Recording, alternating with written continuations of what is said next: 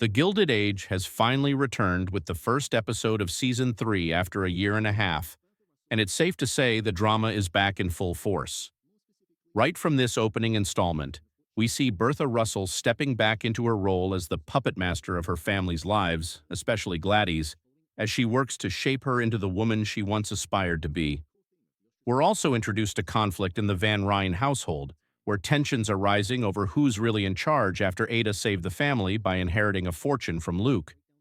Additionally, the core theme of this episode, ostracization in society, is already being explored in powerful ways, and this season is shaping up to be a very compelling one. Let's dive into everything that went down in this episode, and be warned, spoilers ahead. The Russells. The Russell storyline is already off to an explosive start. Bertha is clearly scheming and seems to have ulterior motives in wanting to marry off Gladys to Hector, the Duke of Buckingham. But Gladys has her eyes on Billy and is in love with him. While Bertha likely believes she's doing what's best for her daughter, knowing the kind of life a marriage to royalty could offer, it's also evident that she's motivated by her own desire to ascend the ranks of high society. Marrying her daughter into royalty would elevate her standing like nothing else could. But Gladys isn't like her mother. She values love over status, which is why she runs away at the end of the episode. She knows she won't find happiness under her mother's roof. I imagine she's headed to Billy's home. She doesn't have many other options. I also think she'll only return once George comes back from Arizona, which he mentioned he'd be doing due to the scandal involving the bank president stealing funds. George said he'd lose a fortune if the bank collapsed, so that plot thread is sure to play a major role in the season. What's interesting is that George actually cares about Gladys's happiness, unlike Bertha, so I think when he returns, we'll see a major shift in the family dynamic.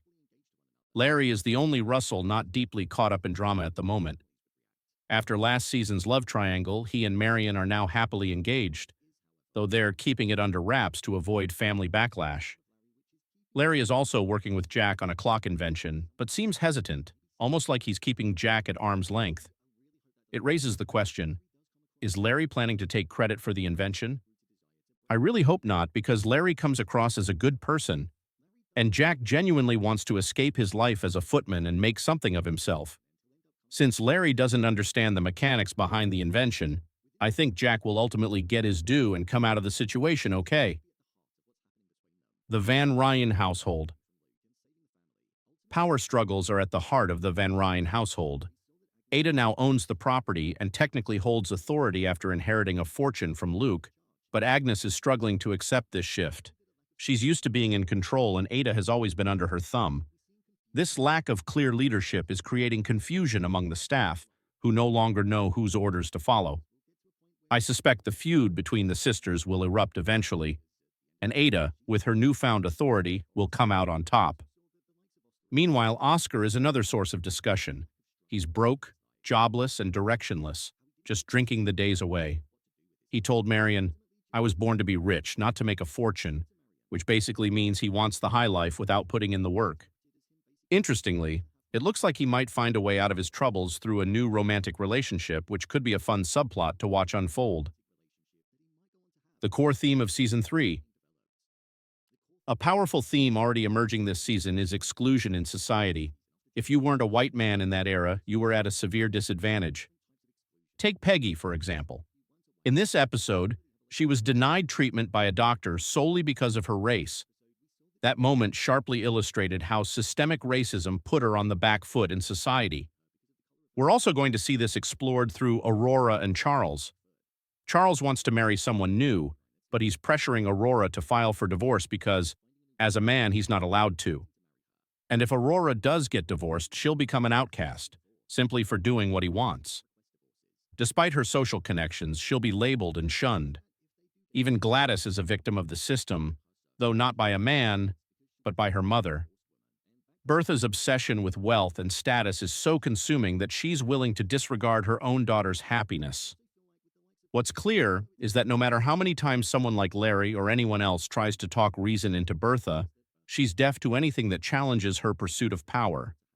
This season is set to expose the falseness of society at that time, the way people wore masks, pretended to be proper, but were quick to discard anyone who didn't fit the mold. My review of the episode. I thought this premiere was really strong. It pulled us right back into the world of the Gilded Age, and honestly, with the opening scenes, I almost felt like I was watching a Taylor Sheridan series. I love that this season will be split between New York and Arizona. It's going to provide great contrast and allow us to see how different parts of the country operated during that era. It was never going to be easy to establish every character's story arc in just one episode, but I think they did a solid job laying the foundation. Even characters with brief moments like Oscar and Jack felt relevant and set up for future development. The central theme of restrictive society is going to be fascinating to watch, especially as we see moral dilemmas unfold.